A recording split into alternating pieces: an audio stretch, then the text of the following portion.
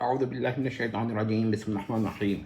جہمی صاحب نے کس بیانی کرتے ہوئے یہ ثابت کرنے کی کوشش کی ہے کہ رسول اللہ سب سے زیادہ محبت سیدہ عائشہ سے نہیں فرماتے تھے اور نہ مردوں میں سیدنا ابو بکر سے فرماتے تھے۔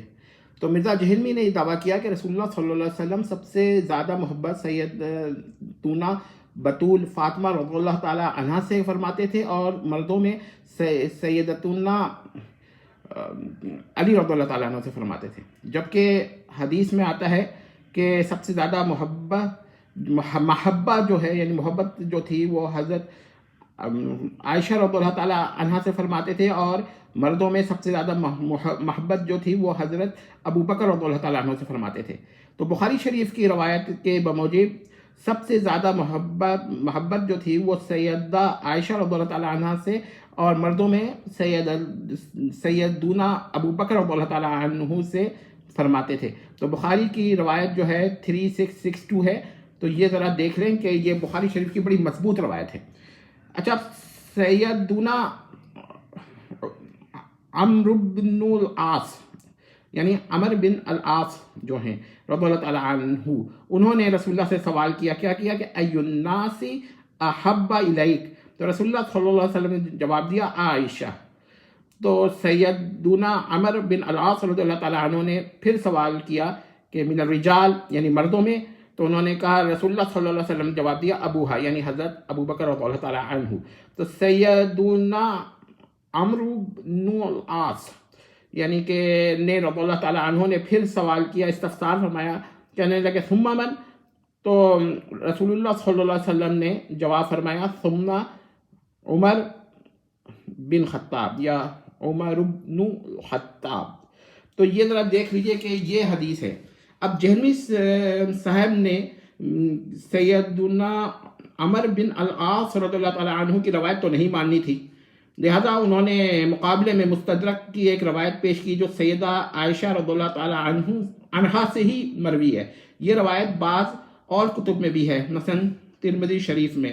محترم جہلمی نے ذیل کے استدلالات کیے ہیں، ذرا دیکھیے کہ خود سیدہ عائشہ سے جب سوال ہوا تو انہوں نے سیدہ فاطمہ اور سیدنا علی کا ذکر فرمایا، اپنا ذکر نہیں فرمایا۔ پھر سیدہ عائشہ کے قول کو انہوں نے ترجیح دی ہے اور کہا ہے کہ وہ انہی کا قول مانیں گے۔ تو اس کا جواب یہ ہے کہ نبی اور غیر نبی کے اقوال میں تعارض ہو جائے تو ترجیح قول نبی کو ہوگی، قول النبی کو ہوگی، نہ کہ قول غیر النبی کو ہوگی۔ تو ذرا دیکھ لیجئے تعارض کی صورت میں قول النبی کو ترجیح واجب ہے۔ تو یہ جہمی صاحب نے یہ کیا بات کہی ہے کہ وہ کہہ رہے ہیں کہ حضرت عائشہ سے پوچھ رہے ہیں، جب رسول اللہ نے ایک فیصلہ کر دیا تو پھر ہم یہ تو فرض کر سکتے ہیں کہ حضرت عائشہ کو یہ مسئلہ نہیں معلوم تھا، لیکن رسول اللہ کے بارے میں تو نہیں کہہ سکتے۔ لیکن جہلمی صاحب جو ہیں وہ بس اب کیا کہا جائے ان کو کہ اب اس پر بھی کوئی کہے کہ جہلمی صاحب سچے ہیں تو اس شخص سے بڑا جھوٹا شاید ہی کوئی شخص ہو۔ تو اب دوسرا انہوں نے ایک کہا کہ جب انسان کسی کی فضیلہ بیان کرتا ہے تو وہ اولاد کو کے بعد ہی کرتا ہے، یعنی اولاد کو یہ ذکر مطلب اس سے ذکر بعد میں کرتا ہے، اور یہ چیز انڈرسٹوڈ ہے، یعنی وہ اس کا مراد یہ ہوتی ہے کہ اولاد کا ذکر اس میں شامل نہیں ہے۔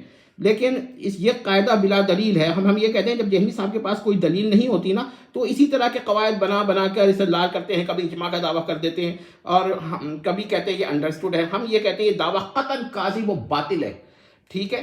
تو آپ جو ہے نا کسی حدیث صحیح و صریح سے بیان کریں کہ جب رسول اللہ کی ذکر کرتے تھے تو وہ استثناء کرتے تھے، حدیث اگر صحیح ہو تو صریح بھی ہو، قطعی الدلالہ بھی ہو، آیت ہو تو وہ پیش کریں۔ جب یہ باتیں نہیں ہیں تو حسن بھی اگر مقابلے میں آئے گی تو وہ شاذ سے بھی گر جائے گی نیچے، کیونکہ دو صحیح روایات میں اصح جو ہے وہ اس سے معرض ہو کر جو ہے غیر اصح جو ہے وہ کیا ہو جاتی ہے، شاذ ہو جاتی ہے۔ غور کر لیں سر، یہ دونوں باتیں ہم نے جہلمی صاحب کی رد کی ہیں۔ اب اس کے بعد جہلمی پر اعتراضات سن لیں۔ مستدرک کا جو راوی اساسی ہے وہ جمعی بن عمیر ہے جو غیر ثقہ ہے اور اس میں رافضیت تھی، ٹھیک ہے؟ یہ صرف تشیع نہیں تھا، رافضیت بھی تھی۔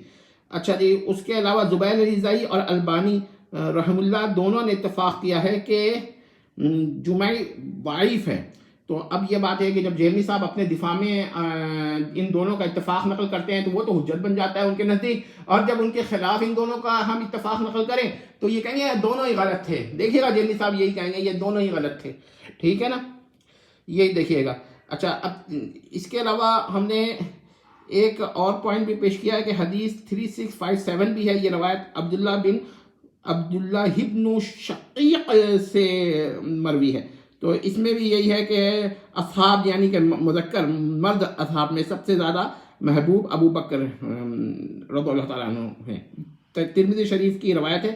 مرد کیونکہ اصحاب کا جو لفظ ہے نا وہ مذکر استعمال ہوتا ہے، اور اس میں مرد کا ہی وہ احتمال ہے، کیونکہ اگر ہم اس میں کو خواتین اور مردوں پہ عام لیں گے تو تھوڑا توجیہ کے خلاف ہوگا. تو خیر ہم نے توجیہ کر کے ان دونوں کو متفق کر دیا. لیکن جہلمی اگر آپ کہتے ہیں نہیں یہ بھی غلط ہے تو بھی ٹھیک ہے، آپ صرف بخاری و مسلم کو مانیے. لیکن مسئلہ کیا ہے، جہلمی صاحب کبھی نہیں مانیں گے. اس کے علاوہ ایک بات یاد رکھیے گا کہ صحیح کے مقابلے میں اصح آ جائے تو صحیح جو ہے شاذ ہو جاتی ہے.